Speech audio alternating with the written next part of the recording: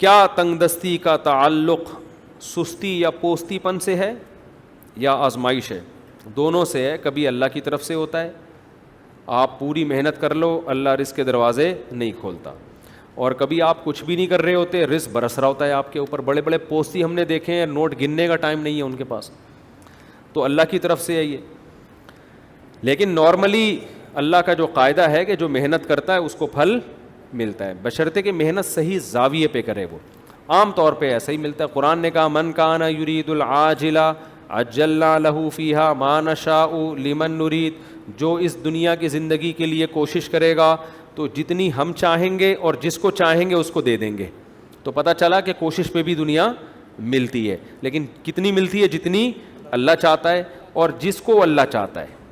تو سب کو ملے گا بھی نہیں اور اتنا بھی نہیں جتنا آپ چاہتے ہیں. عین ممکن ہے آپ کی چاہت سے زیادہ مل جائے, اور عین ممکن ہے آپ کی چاہت کے برابر مل جائے, عین ممکن ہے آپ کی چاہت سے کم مل جائے. رزق کا تعلق بہت زیادہ تقدیر سے ہے, بہت زیادہ. تو ہمیں حکم ہے محنت کرنا ہے.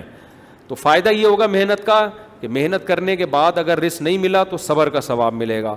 پوستی پن میں زندگی گزارے تو پھر اگر رزق نہیں ملا تو اس پر ثواب بھی نہیں ملے گا, الٹا گناہ بھی ہوگا سست بننے کا. کام کرنے کا دل نہیں چاہتا, ہر وقت سستی پوستی پن رہتا ہے, گھر میں غربت بھی ہے, دماغ بھی نہیں چلتا. دیکھو کام کرنے کا دل, بعض دفعہ میں نے پچھلے ہفتے بیان کیا تھا کہ میڈیکلی کوئی باڈی میں پرابلم ہوتی ہے, نیند پوری نہیں ہو رہی, کوئی ٹینشنیں ہیں, تو جب آدمی خوش نہیں ہوتا نا, دل گلستاں تھا تو ہر شے سے ٹپکتی تھی بہار, دل بیاباں ہو گیا, عالم بیاباں ہو گیا. جب دل خوش نہیں ہوتا تو آدمی ہر چیز میں ٹینشن دیتا بھی ہے اور ٹینشن لیتا بھی ہے. تو سب سے پہلے تو صحت کا خیال کریں, ٹائم پہ سویا کریں, نیند پوری ہونی چاہیے, فٹ فاٹ آدمی یہ نشے وشے کی ساری چیزیں چھوڑ دیں. دوسرا, پھر بعض دفعہ دل اس لیے بھی نہیں لگتا, آدمی کام ایسا کر رہا ہوتا ہے جو اس کو مشکل لگ رہا ہوتا ہے. مشکل کام میں کبھی بھی انسان کا دل نہیں لگتا. کام ہمیشہ آسان سے شروع کیا کریں. دیکھو طلبہ کا اس پڑھائی کا دل کرتا ہے کیا؟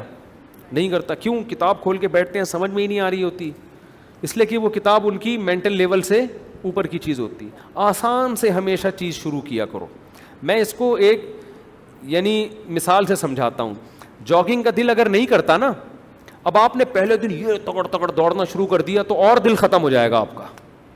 اتنی ٹینشن ہوگی آدمی کا, کیا مصیبت پہ مفتی صاحب نے لگا دیا, چھوڑو یار گھر بیٹھو انجوائے کرو لائف. او بھائی آپ نے ایسا کام کیا جو آپ کے لیے بہت مشکل تھا, تو وہ کام کرتے جو آسان تھا نا, تو آپ کو دوڑنے کی ضرورت کیا تھی؟ آپ چل لیتے یار, جا کے چلنا بھی مشکل لگ رہا ہے تو تھوڑا چل لو. آپ پارک جاؤ, تھوڑا کیا کر لو, ایک چکر لگا لو بس, واک.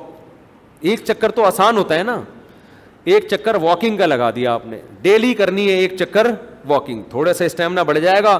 آئندہ کیا کر لیا, 2 چکر, پھر 3 چکر, پھر جب 7-8 چکر واکنگ کے ہو گئے تو پھر اب آپ نے کیا ہلکا ہلکا دوڑنا ہے.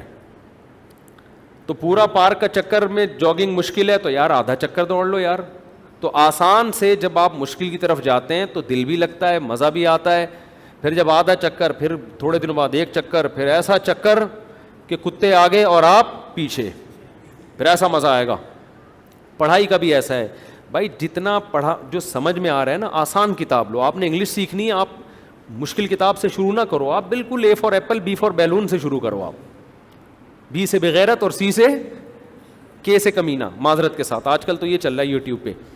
تو بہت آسان سے شروع کرو آپ, تو آہستہ آہستہ آپ کو آنا شروع ہو جائے گا. پھر جب آنا شروع ہوتا ہے نا کچھ, تو مزہ آنا شروع ہو جاتا ہے. ہمارے ہاں اسکولوں میں پڑھاتے ہی نہیں ہیں, اگلی کلاسوں میں میٹرک تک طلبہ پہنچ جاتے ہیں, پھر وہ کتابیں دیکھ کے پریشان ہوتے ہیں, یار یہ کون پڑھے گا, ایک لفظ سمجھ میں نہیں آ رہا ہوتا ان کے, تو وہ بالکل ہی مایوس ہو جاتے ہیں. تو بھائی آپ میٹرک تک پہنچ گئے ہو, لیکن کتاب پہلی جماعت کی پڑھنا شروع کر دو آپ, تو آہستہ آہستہ 2-4 سال میں آپ کو وہ میٹرک کی کتابیں سمجھنا شروع ہو جائیں آ جائیں گی. تو ہمیشہ آسان سے سمجھتے ہو کہ نہیں سمجھتے, پھر دل لگتا ہے کام میں. اگر مشکل سے ہی شروع کیا پھر نہیں لگے گا دل. دوسرا, کام تھوڑا کرو پابندی کے ساتھ.